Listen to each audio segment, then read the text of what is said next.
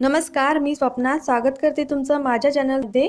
आज आपण उन्हाळी वाळवणाची रेसिपी बघणार आहे।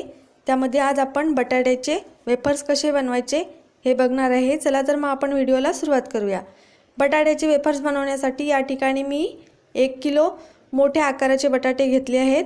त्यानंतर या ठिकाणी एका पातेल्यामध्ये पाणी घेतलेले आहे, कारण बटाट्याची साल काढल्यानंतर आपल्याला बटाटे लगेच पाण्यामध्ये टाकून घ्यायचे आहेत, नाहीतर बटाटे काळे पडतात। आता सगळ्यात आधी आपण बटाट्याची साल काढून घेऊया। आज आपण दोन प्रकारचे वेफर्स बघणार आहे, एक प्लेन आणि एक मस्त असे जाळीदार जसे मार्केटमध्ये मिळतात त्या पद्धतीचे डिझाइनचे वेफर्स सुद्धा बघणार आहे। हे बघा, आता हा बटाटा आपण पाण्यात टाकून घेतलेला आहे। त्यानंतर आपल्याला पाण्यामध्ये थोडंसं मीठ टाकून घ्यायचं आहे। मी 2 चमचे असं पाण्यामध्ये मीठ टाकून घेतलेलं आहे। पाण्यामध्ये मीठ टाकून घेतल्यामुळे बटाटे अजिबात काळे पडत नाही। हे बघा, सगळ्या बटाट्यांची मी आता साल काढून घेतलेली आहे। अगदी स्वच्छ असे मस्त पांढरे शुभ्र आपले बटाटे दिसत आहे। हे आपल्याला स्वच्छ एकदा पाण्यामध्ये धुवून घ्यायचे आहे। त्यानंतर या ठिकाणी परत मी एका ताटामध्ये पाणी घेतलेलं आहे। त्या पाण्यामध्ये सुद्धा आपल्याला मीठ टाकून घ्यायचं आहे। त्यानंतर वेफर्स बनवण्यासाठी या ठिकाणी मी एक किसणी घेतलेली आहे। किसणीवर आपल्याला बटाटा छान असा किसून घ्यायचा आहे।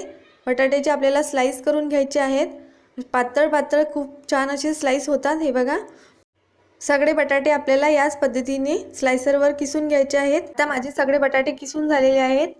मी 2 बटाटे ठेवलेले आहेत डिझाइनचे वेफर्स बनवण्यासाठी। आता आपण हे सगळे बटाट्याचे स्लाइस पातेल्यामध्ये टाकून घेऊया आणि त्यानंतर आपण डिझाइनचे जाळीदार मस्त वेफर्स बनवूया।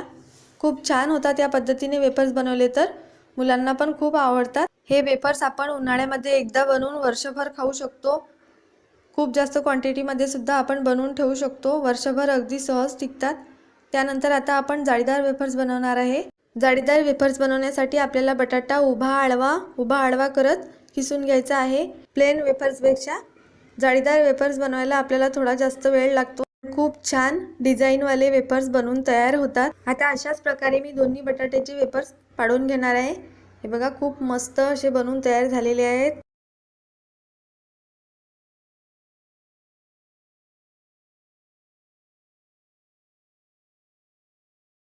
आता हे वेफर्स आपल्याला स्वच्छ 2 ते 3 पाण्याने धुवून घ्यायचे आहे, म्हणजे याचा पूर्ण स्टार्च निघून जातो आणि बटाटे अजिबात काळे पडत नाही आणि वेफर्स सुद्धा मस्त पांढरे शुभ्र बनवून तयार होतात। आता मी धुवून घेते।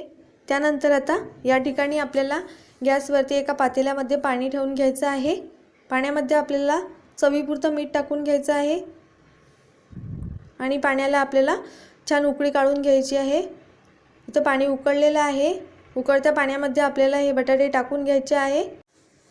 बटाट्याचे वेफर्स टाकल्यानंतर आपल्याला परत एकदा चमच्याने पूर्ण मिक्स करून घ्यायचं आहे, म्हणजे मीठ सगळीकडे एकसारखं लागेल।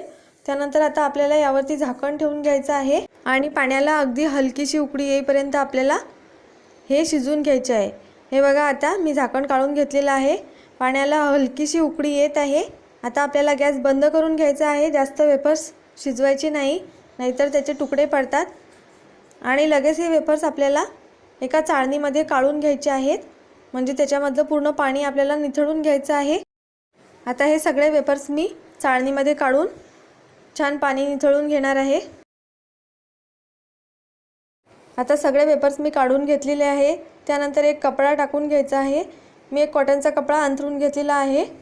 त्यावरती आता आपल्याला एक एक वेफर्स असा वेगळा करून वाळत टाकायचा आहे। या पद्धतीने मी सगळे वेफर्स छान असे वाळत टाकलेले आहे।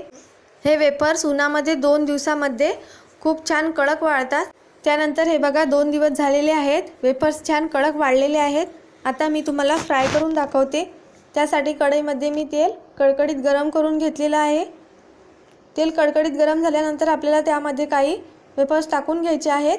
तेल छान कडकडीत गरम झाल्यानंतर आपल्याला गॅस कमी करून घ्यायचा आहे आणि नंतर वेफर्स तळून घ्यायचे आहेत, नाहीतर वेफर्स अगदी पातळ असल्यामुळे लगेच ते जळू शकतात। हे बघा, तुम्ही बघू शकता किती मस्त छान असे पांढरे शुभ्र आपले वेफर्स बनवून तयार झालेले आहेत। जाळीचे वेफर्स तर खूपच छान दिसत आहे। तुम्ही सुद्धा या पद्धतीने बटाट्याचे वेफर्स नक्की ट्राय करून बघा। तुम्हाला आजचा व्हिडिओ कसा वाटला हे मला कमेंट्स करून नक्की सांगा। व्हिडिओ आवडल्यास व्हिडिओला लाईक करा, शेअर करा आणि चॅनलला सबस्क्राईब करा। चला तर मग भेटूया आणखीन अशाच नवनवीन रेसिपींसोबत। धन्यवाद।